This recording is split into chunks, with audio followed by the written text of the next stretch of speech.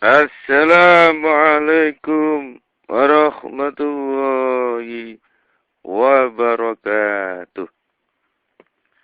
Salatullah, salamullah,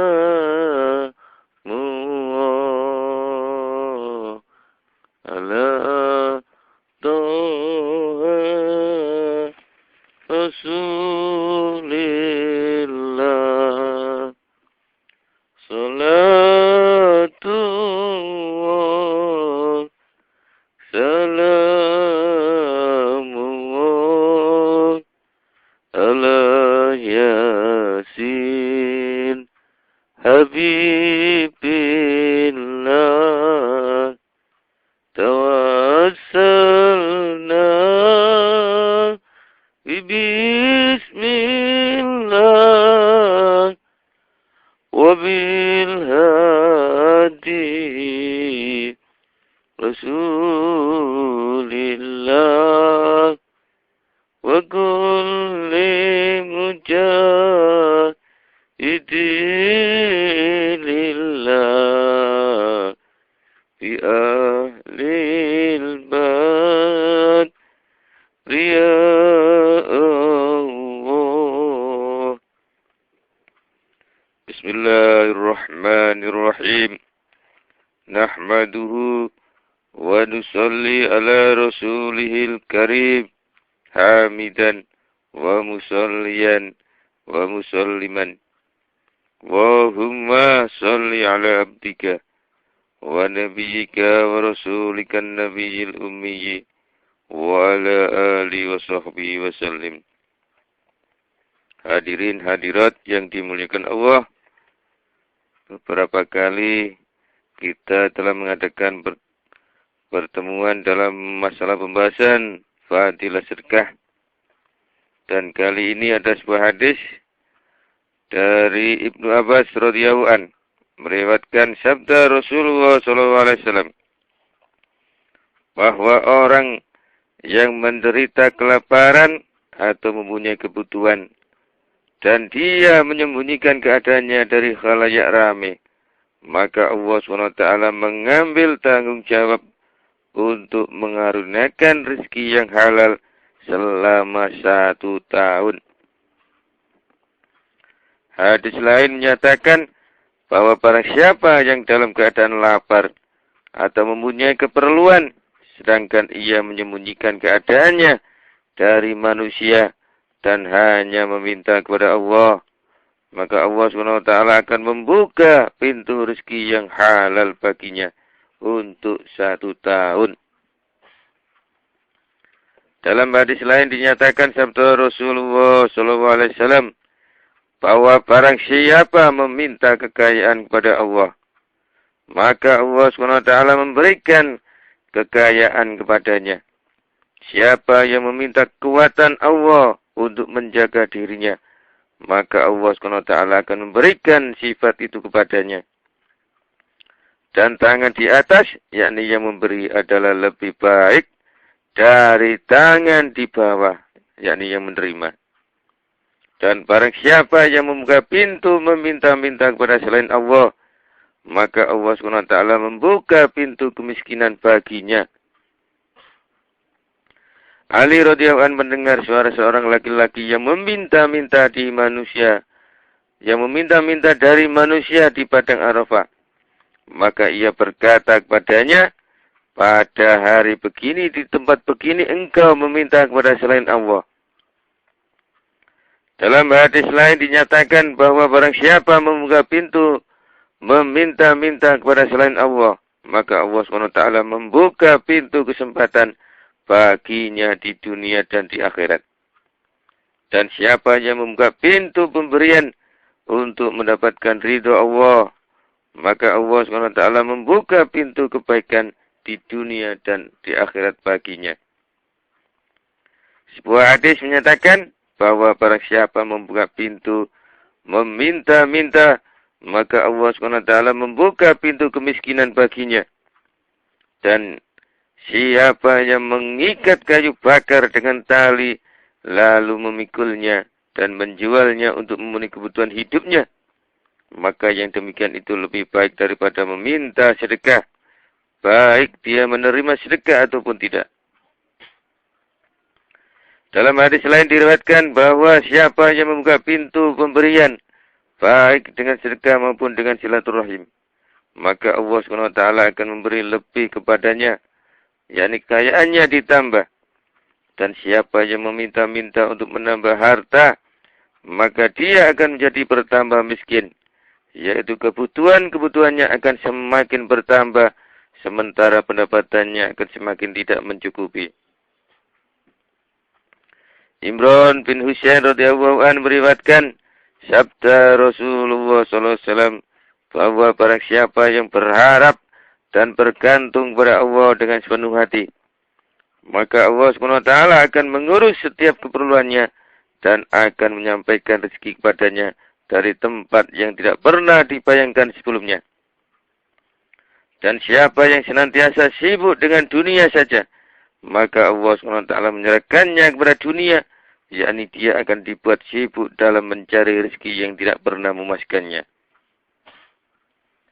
Abu Dzar radhiyallahu anhu berkata bahwa Rasulullah SAW bersabda, "Aku menasihatimu supaya bertakwa kepada Allah dalam keadaan sendirian maupun dalam keadaan terang-terangan.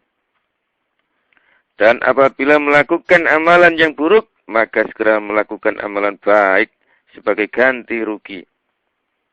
Jangan meminta-minta kepada siapapun selain Allah, dan jangan menyimpan amanah orang. Jangan menjadi hakim antara dua orang, karena kedudukan ini sangat berat. Tidak semua orang dapat melaksanakannya dengan sempurna." Dalam sebuah hadis Rasulullah SAW bersabda, "Barang siapa yang merasakan kesaum dengan benda yang sedikit dan bertawakal kepada Allah SWT, maka dia akan terlepas dari kesulitan mencari rezeki." Dalam sebuah hadis Rasulullah SAW bersabda, "Barang siapa menghendaki agar dirinya menjadi orang yang paling kuat, maka hendaknya dia bertawakal kepada Allah.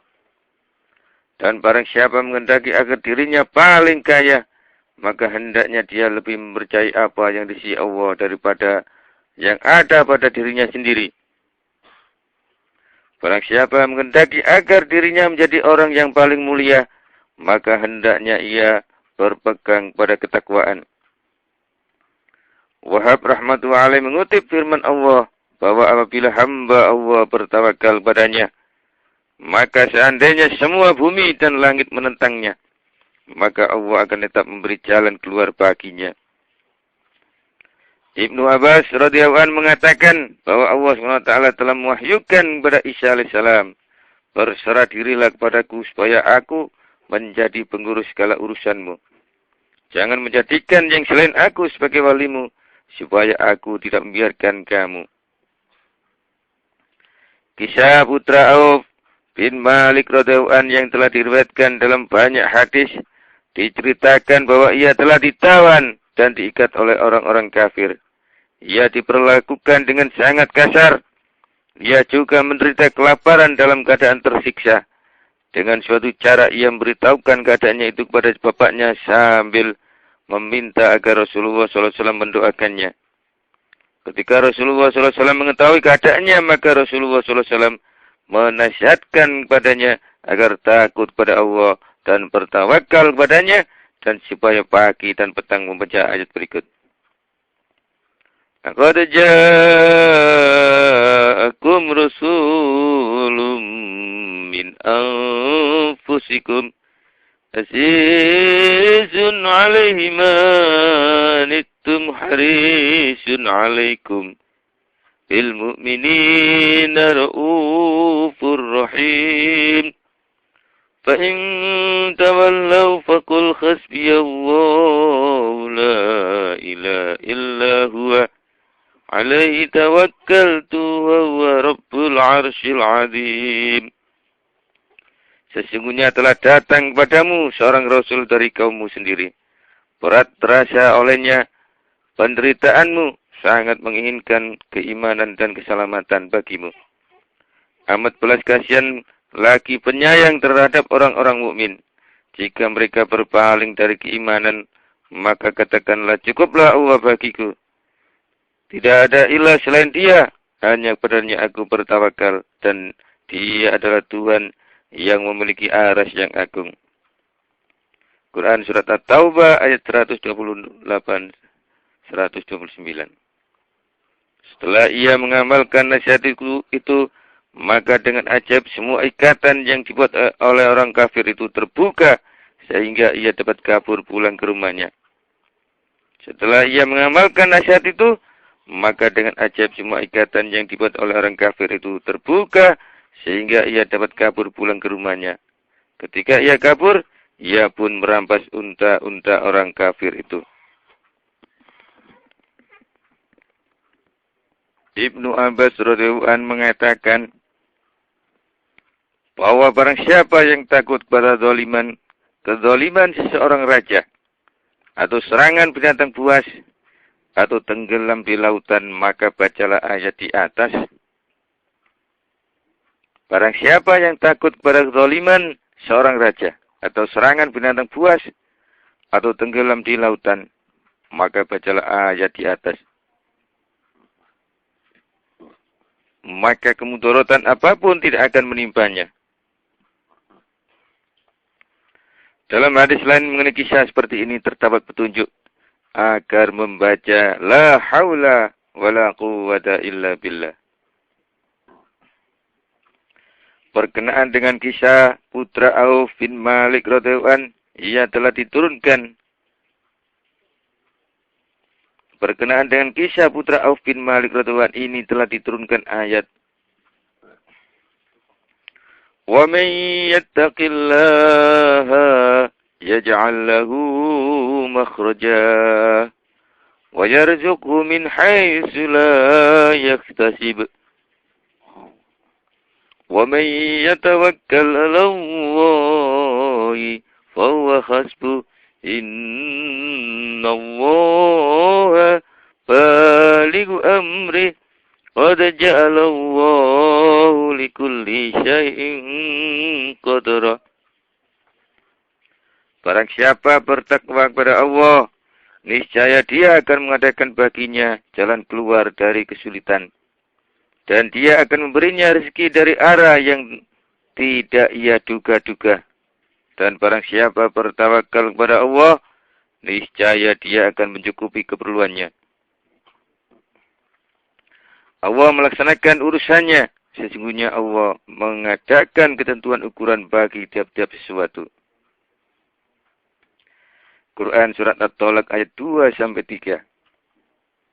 yakni siapa yang bertakwa kepada Allah, niscaya Allah akan menyediakan baginya jalan keluar dari segala kesulitan, serta memberinya rezeki dari jalan yang tidak terlintas dalam pikirannya. Dan siapa yang bertawakal kepada Allah, maka Allah akan mencukupinya. Seorang yang warok menceritakan, aku dan seorang sahabatku sedang tinggal di sebuah bukit. Kesibukan kami hanyalah beribadah kepada Allah. Sahabatku mencari pendapatan dengan memotong rumput dan beberapa pekerjaan lain.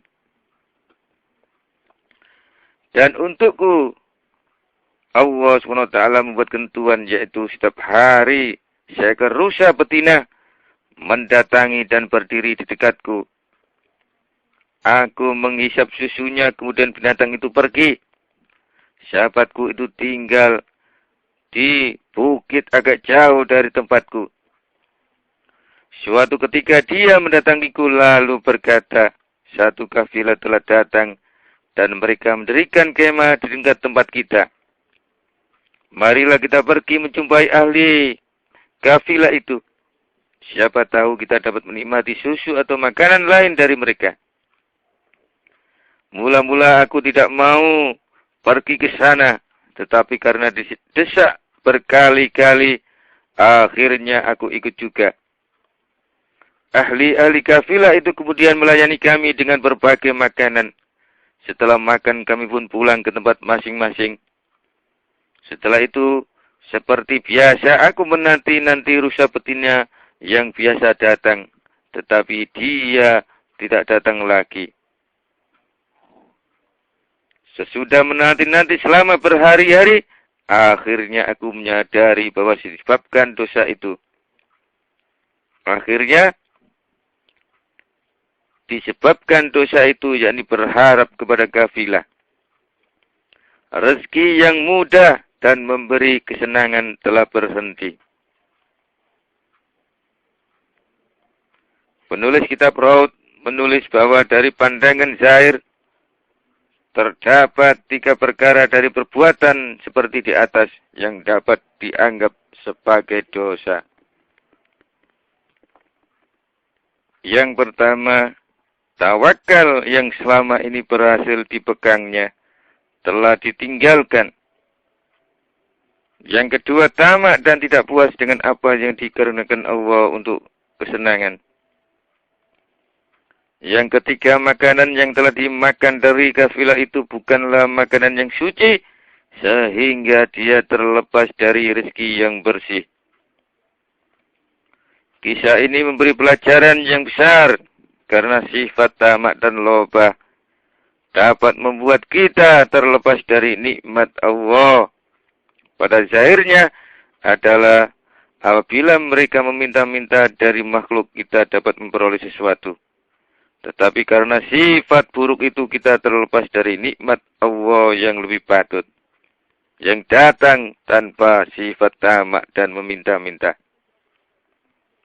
Imam Ahmad bin Hanbal rahmatullahi alaih biasa mendoakan, Allahumma kama sunta wajhiya an sujudi ghairika fasun wajhiya am mas'alati ghairik. Ya Allah, selamatkanlah wajahku dari meminta-minta kepada yang selain Engkau, sebagaimana Engkau telah menyelamatkan wajahku dari sujud kepada selain Engkau.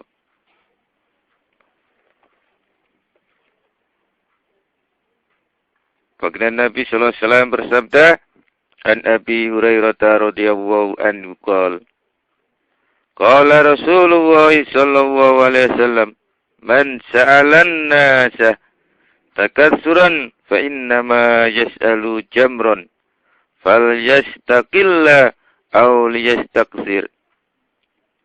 Dari Abu Hurairah radhiyallahu anhu berkata bahwa Rasulullah sallallahu alaihi wasallam bersabda, barang siapa yang meminta-minta dengan tujuan supaya hartanya bertambah, maka dia sebenarnya meminta-minta api neraka. Jadi sesuai dengan kehendak orang itu, apakah ia minta sedikit atau banyak. Hadis rawahu Muslim. Hadis pertama, terdapat ancaman bahwa bantuan dan pertolongan Allah akan dihentikan untuknya. Karena dalam hadis itu ada kalimat meminta-minta untuk memenuhi kebutuhan. Tetapi dalam hadis ini terdapat perkataan meminta-minta untuk menambah harta. Karena itu ancaman di dalam hadis ini lebih keras. Yaitu dia seperti sedang mengumpulkan api neraka jahanam. Jadi tergantung kita berapa banyak bara api itu yang hendak dikumpulkan. Suatu ketika Umar radhiyallahu anhu berkata kepada Rasulullah sallallahu alaihi wasallam bahwa si fulan dan si fulan, 2 orang itu telah memuji Rasulullah sallallahu alaihi wasallam karena mereka menerima 2 dinar dari Rasulullah sallallahu alaihi wasallam. Maka Rasulullah sallallahu alaihi wasallam menjawab, tetapi si fulan yang telah aku berikan 10 hingga 100 dinar tidak berbuat demikian. Kemudian Rasulullah sallallahu alaihi wasallam bersabda, ada sebagian orang yang meminta-minta kepadaku dan aku memberinya kepada mereka. Mereka pun membawanya ke rumahnya dengan mengapitnya di bawah ketiak mereka. Tetapi sebenarnya mereka membawa api neraka. Umar radhiyallahu anhu bertanya, ya Rasulullah, mengapa engkau memberinya? Apa boleh buat? Jawab Rasulullah, mereka tidak dapat mengelakkan diri dari meminta-minta, sedangkan Allah SWT tidak menyukai sifat bakhil dariku. Dalam hadis lain terdapat perkataan sebagai berikut. Umar radhiyallahu anhu bertanya, ya Rasulullah, apabila engkau mengetahui bahwa apa yang diterimanya itu adalah api neraka, mengapa engkau memberi kepada mereka? Maka Rasulullah SAW menjawab, apa boleh buat, mereka tidak dapat berhenti dari meminta-minta, dan Allah tidak menyukai sifat bakhil dariku. Qubaisyah radhiyallahu anhu berkata bahwa ia telah menanggung suatu jaminan sehingga terpaksa membayar ganti rugi. Maka ia pun menjumpai Rasulullah SAW untuk meminta bantuan darinya. Rasulullah SAW menyuruhnya menunggu hingga diterima sedekah dari beberapa orang. Kemudian Rasulullah SAW bersabda, wahai Qubaisyah, hanya 3 jenis orang saja yang dibenarkan meminta-minta. Yang pertama, orang yang telah mengambil tanggung jawab dengan mengikut sertakan jaminan bagi suatu hal. Dia dibenarkan sekedar untuk memenuhi tanggung jawab itu. Setelah tanggung jawabnya diselesaikan, dia harus berhenti dari meminta-minta. Sebab sudah tidak berhak lagi. Yang kedua, orang yang mendapatkan kemalangan sehingga hilanglah semua harta bendanya. Maka dia dibenarkan meminta-minta sekedar untuk memenuhi kebutuhan hidup. Yang ketiga, seorang yang menderita kelaparan, sehingga 3 orang dari kaumnya telah mengatakan bahwa dia sedang menderita kelaparan. Maka dia pun dibenarkan untuk meminta-minta sekedar untuk memenuhi kebutuhan hidupnya. Selain 3 jenis orang itu, siapa saja yang meminta-minta, maka dia makan makanan haram.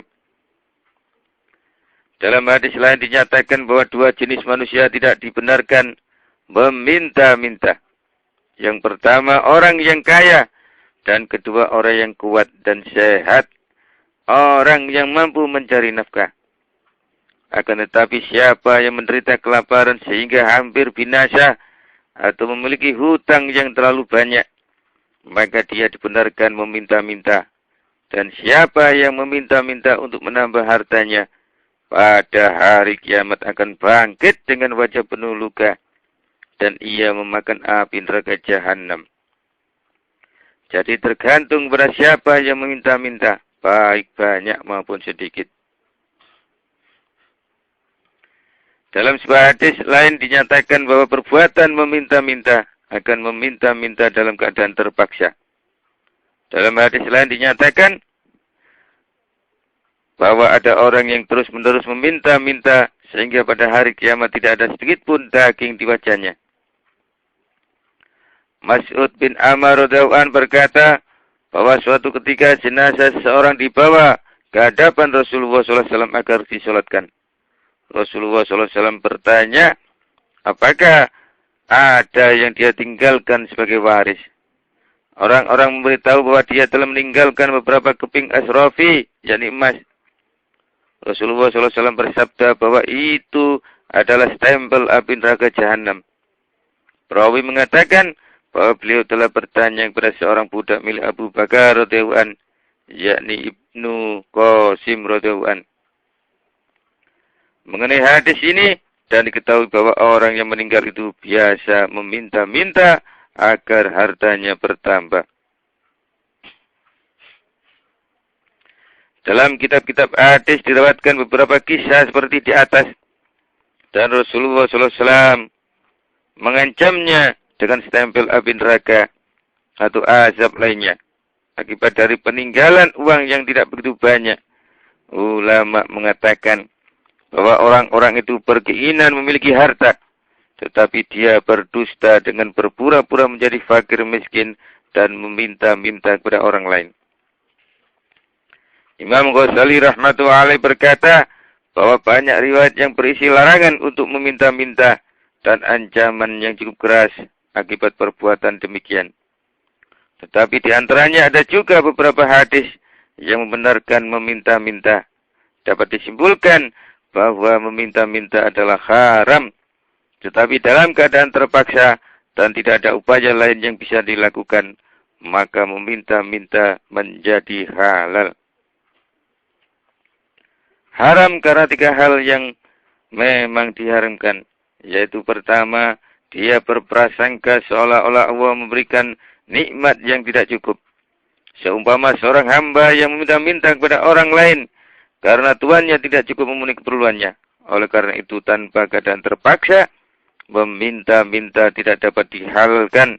Namun jika terpaksa, dapat saja diperbolehkan sebagaimana dibolehkannya seorang yang dalam keadaan terpaksa memakai bangkai. Sebagaimana dibolehkannya seorang dalam keadaan terpaksa memakan bangkai.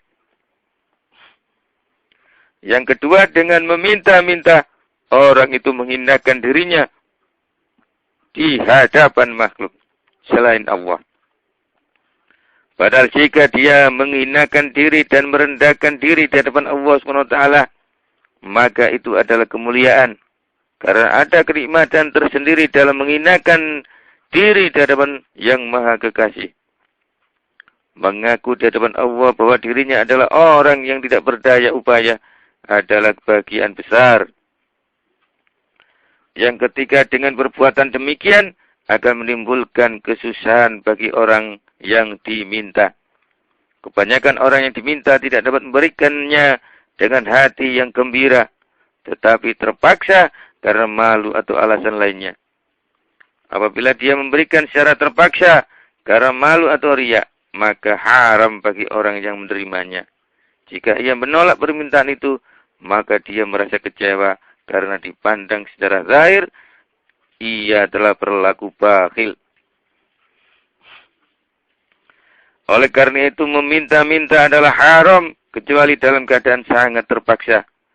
Sekarang jelaslah bagi kita, mengapa Rasulullah SAW berkali-kali memberi peringatan dan ancaman yang begitu keras atas perbuatan ini. Rasulullah SAW bersabda, siapa yang meminta dariku, maka aku akan memberi kepadanya. Dan siapa yang tidak meminta-minta, melainkan hanya kepada Allah, maka Allah SWT akan memberikan kekayaan. Aku lebih menyukai orang yang tidak meminta-minta kepadaku, dibandingkan dengan orang yang meminta-minta kepadaku. Dalam hadis lain Rasulullah SAW bersabda, berpeganglah dengan sifat istighna, yakni perasaan tidak berhajat kepada orang. Dan semakin jarang meminta kepada orang, akan semakin baik bagimu. Berpeganglah dengan sifat istighna, perasaan tidak berhajat kepada orang. Dan semakin jarang meminta kepada orang, akan semakin baik bagimu. Suatu ketika setelah maghrib, Umar radhiyallahu anhu melihat seorang pengemis meminta kepada seseorang. Maka ia menyuruh orang itu untuk memberinya makan. Orang itu segera mematuhi perintah khalifah. Setelah itu sekali lagi Umar radhiyallahu anhu mendengar pengemis itu meminta-minta. Maka Umar radhiyallahu anhu memanggil orang yang telah ia suruh untuk memberi makan kepada pengemis itu. Lalu berkata, aku telah menyuruh kamu untuk memberi makan kepada pengemis tadi. Dia menjawab, aku sudah memberi dia makan. Umar radhiyallahu anhu kemudian melihat kepada pengemis itu dan dilihatnya ada sebungkus roti di bawah ketiaknya. Umar radhiyallahu anhu berkata kepada pengemis itu, kamu bukanlah pengemis, tetapi seorang pedagang. Yaitu pengemis itu bukan orang miskin. Dia meminta-minta supaya dapat mengumpulkan roti, lalu menjual roti itu pada orang lain. Kemudian Umar radhiyallahu anhu merampas semua roti yang ada di tangan pengemis itu dan diberikannya kepada unta-unta sedekah untuk dimakan. Kemudian sambil memukul pengemis itu dengan cemeti, ia berkata, jangan ulangi lagi perbuatan seperti ini. Imam Ghazali rahmatullahi alaih berkata bahwa jika sekiranya meminta-minta itu tidak haram, maka Umar radhiyallahu anhu tidak akan memukul pengemis itu dan juga tidak akan merampas roti daripadanya. Sebagian orang menentang perbuatan Umar radhiyallahu anhu itu. Mereka berpendapat bahwa khalifah boleh memukul pengemis itu untuk pelajaran, tetapi tidak boleh merampas roti miliknya. Mengambil harta milik orang lain tidak dibenarkan oleh syariah dan merupakan kezaliman. Tetapi orang yang menentang itu sebenarnya tidak mengetahui hakikat yang sebenarnya. Siapa yang dapat menandingi Umar radhiyallahu anhu dari segi kefahaman syariat Islam? Bolehkah kita beranggapan bahwa ia tidak mengetahui hukum syariah? Atau bolehkah kita beranggapan bahwa ia karena terlalu marah hingga melakukan kezaliman, walaupun ia telah memahami hukum syariah? Jika begitu, maka sudah tentu perbuatan merampas milik pengemis itu tidak dibenarkan oleh syariah. Akan tetapi hakikat sebenarnya ialah bahwa pengemis itu telah meminta-minta tanpa keadaan terpaksa, dan orang-orang telah memberinya adalah korban penipuannya. Jadi, barang hasil penipuan itu adalah bukan miliknya. Sedangkan untuk mencari para pemberi yang telah ditipunya itu, agar pemberiannya dapat dikembalikan adalah sulit. Apabila pemiliknya tidak ditemukan, maka benda itu dapat dianggap sebagai lugatoh dan dimasukkan ke Baitul Mal. Karena itulah Umar radhiyallahu anhu memberikan roti itu kepada unta Baitul Mal. Apabila diketahui bahwa meminta-minta hanya dibenarkan dalam keadaan terpaksa karena suatu kebutuhan, maka harus kita pahami bahwa kebutuhan itu terdapat 4 peringkat. Peringkat pertama adalah idtiror, yaitu kebutuhan yang vital. Yang kedua adalah kebutuhan besar tetapi kurang vital. Yang ketiga adalah kebutuhan biasa. Dan keempat adalah tidak ada kebutuhan.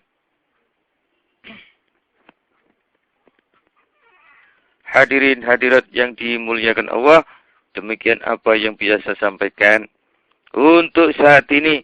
Mudah-mudahan dapat menambah khazanah ilmu bagi kita semua. Ihdinas siratal mustaqim. Wabillahi taufiq wal hidayah waridha wal inayah. Wassalamualaikum warahmatullahi wabarakatuh.